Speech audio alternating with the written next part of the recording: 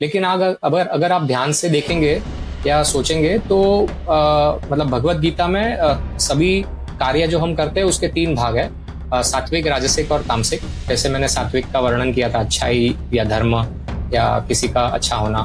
तो जो भक्ति करते हैं या यज्ञ करते हैं या तपस्या करते हैं, अगर वो सात्विक है उसका मतलब है हम वो कार्य कर रहे हैं लेकिन हमको फल की अपेक्षा नहीं है, ठीक है। फिर राजसिक जो है वो हम अच्छा कार्य है कर रहे हैं लेकिन उसकी फल की अपेक्षा है, मतलब मेरा नाम हो, मुझे पैसा मिले, प्रतिष्ठा मिले, दान करने के समय मेरी तख्ती लगे, तो वो राजसिक कार्य हो गया। और जो तामसिक कार्य है वो खुद को प्रबल बना के दूसरों को नुकसान पहुंचाने की जो तपस्या या यज्ञ या भक्ति तो नहीं, भक्ति भी कह सकते हैं, तो वो जो है वो तामसिक कैटेगरी में आती है। श्री कृष्ण और बाकी अन्य ऋषियों ने भी यही कहा है अन्य ग्रंथों में। तो जो ज्ञान था वो मतलब उसको सही ज्ञान नहीं था रावण को। उसने तपस्या करके शिव जी को प्रसन्न किया था और अपार शक्ति का वरदान भी प्राप्त किया था, लेकिन उसने वो शक्ति का प्रयोग कैसे किया वो अगर हम ध्यान दें तो हमको ध्यान में आएगा कि ये बहुत ही मतलब असुरी राक्षसी वृत्ति का व्यक्ति था। मतलब सबसे पहले उसने ब्रह्मा जी का वरदान जब प्राप्त किया था सबके देवों और सबके सामने विजयी रहने का, तो उसने सबसे पहले अपने भाई हाफ ब्रदर कुबेर को लंका से हटा दिया था, मतलब भगा दिया था, और जो यक्षों के राजा थे कुबेर, और उसको कैलाश खदेड़ दिया था। और बाद में वो ब्राह्मणों के यज्ञ रोकने लगा, ब्राह्मणों को खाने लगा। ये वाल्मीकि रामायण में बहुत स्पष्ट रूप से लिखा है, अन्य ग्रंथों में भी लिखा है कि वो ब्राह्मणों को खा जाता था क्योंकि वो राक्षस था।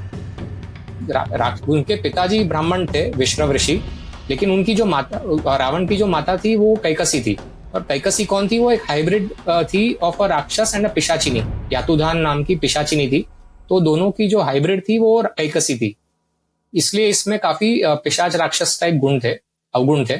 और वो जब कुबेर को पता चलता है ये राक्षस ब्राह्मणों को खा रहा है, तो अपना वो दूध भेजते हैं लंका और बोलते हैं कि अपने जो कुल का नाम है वो खराब हो रहा है। तो वो मतलब सुनता नहीं है और गुस्से में आके कुबेर पे लड़ाई के लिए निकल पड़ता है अपने राक्षसों को लेके। तो वहां पे यक्ष को हरा देता है। जब ये कैलाश में होते हैं तब कुबेर जी, और फिर कुबेर जी को जाके रहना पड़ता है बद्रीनाथ के पास, कुबेर वैली जो आज का स्थल है माना विलेज के आगे, वहां पे रहते हैं। वहां पे दिक्पाल भी माने जाते हैं वो।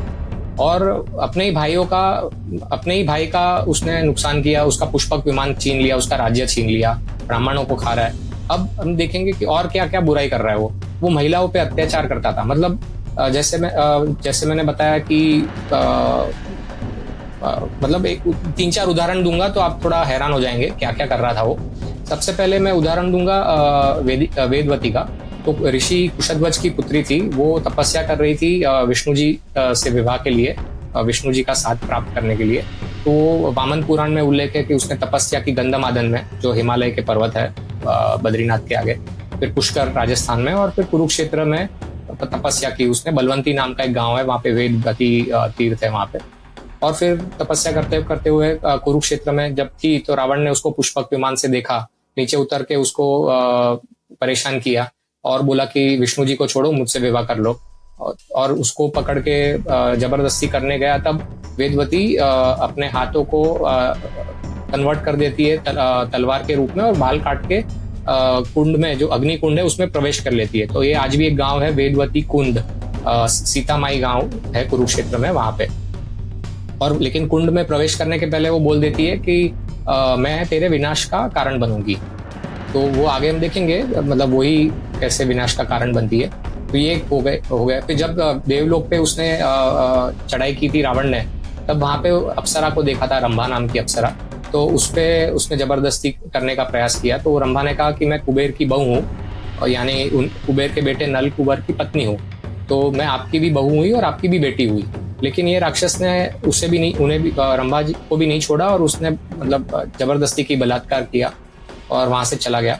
तो जब रंभा ने ये नल कुबेर को बताया, तो नल कुबेर जाके उन्होंने रावण को श्राप दिया कि जितने भी कन्याएं हैं तेरे पास, और तू जिस पे भी जबरदस्ती करेगा, तो जब भी जबरदस्ती करेगा तो तेरा सर पड़ जाएगा। तो इसी श्राप के कारण, नल कुबेर के श्राप के कारण, सीता जी जब लंका में थी वो बची रही और रावण कुछ कर नहीं पाया। तो ऐसे कई कहानियां हैं। उसके पहले नरसिम्हा पुराण में भी उल्लेख है कि कई कन्याओं को और अप्सराओं को उसने बंदी बना के रखा था। और ये जो मैंने रंभा की कहानी कही वो व्यास जी के महाभारत में इसका उल्लेख है। तो ऐसे कई खराब कार्य किए, और मतलब शिव जी का भक्त है, तामसिक भक्त है, जो भी है, लेकिन जिन्होंने उसको वरदान दिया उसके साथ भी अविश्वास था। मतलब जब वो शिव जी के वरदान प्राप्त करके लंका पहुंचता है, अभूतपूर्व ताकत का वरदान, तब देव थोड़े नाराज हो जाते हैं और थोड़े चिंतित हो जाते हैं, क्योंकि पहले ही ये शक्तिशाली है ब्रह्मा जी के वरदान से, अभी और शक्तिशाली हो गया। तो तब देव ऋषि नारद को पूछते हैं कि आप इसमें कुछ रास्ता दिखाइए। तो नारद जी वहां पे पहुंच जाते हैं लंका और बोलते हैं कि रावण, तुझे वरदान तो मिल गया शिव जी का, लेकिन वो तो भोलेनाथ है, तुझे कैसे पता कि सब सच है? तो रावण पूछता है कि ठीक है, तो आप बताइए कैसे इसको चेक करूं। बोलता है लंका छोड़ के आप तू कैलाश चले जा, और कैलाश पर्वत अगर उठा पाया तो सच में तेरे पास अभूतपूर्व ताकत है। तो वो पुष्पक विमान में चले जाता है रावण कैलाश की तरफ।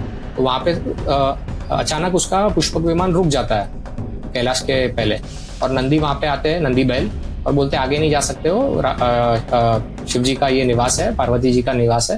तो रावण मजाक उड़ाता है और मतलब क्रोध में आके और या ईगो में आके कह देता है नंदी को, शिव जी कौन है और तू बंदर के जैसा मेरा रास्ता क्यों रोक के खड़ा है?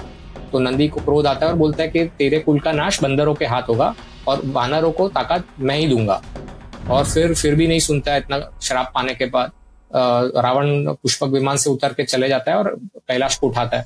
पार्वती जी घबरा जाती है और शिव जी से लिपट जाती है। तो शिव जी तब निर्णय ले लेते कि भी इसका अंत निश्चित है। अपने छोटे से अंगूठे से कैलाश को दबा देते हैं और उसके नीचे ये राक्षस दब जाता है और बड़ी जोर से चीख लगाता है। तो उसका जो पहले का नाम था वो दशग्रीव था। 10 ग्रीव मतलब गर्दन, और इतनी जोर से चिल्लाता है कि उसका नाम फिर बाद में रावण से भी जाना जाता है वो।